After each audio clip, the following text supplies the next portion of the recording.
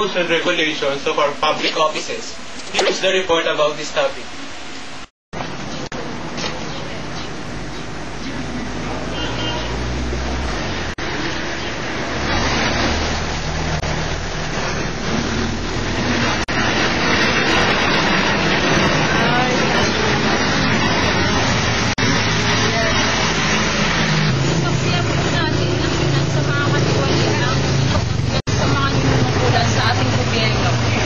Si April Aguilar sa Bukandala, Imus, Cavite. It becomes a problem of our country, and two of the students of Cavite State University had experienced it.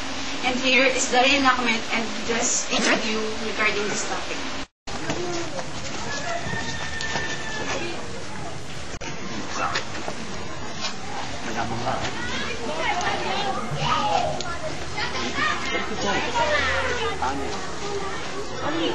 Hindi matatanggal yan.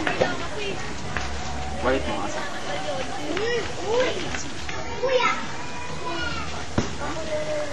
Ano pa ang ganyan?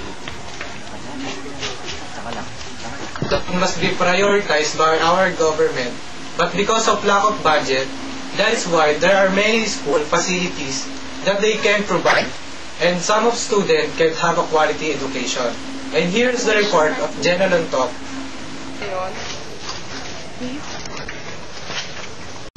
At nakikita naman po natin mga facility, mga upuan po, mga sirasa, at ang mga blackboard po, parang hindi na pwedeng sulatan, at parang huli-huli, at walang naglilinis.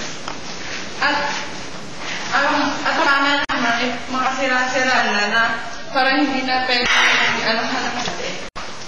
Nakikita naman po natin ang mga upuan na tinatambakan lang dyan.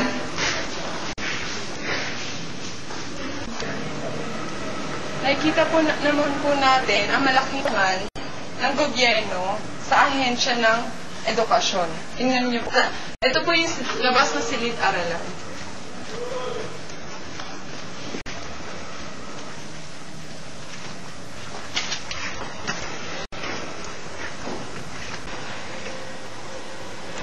Ito po si Jenna Because of Lontok. poverty and being wild of the youth today, they are resulting to unwanted pregnancy, which sometimes lead to abortion. So let us watch a short story and an interview to our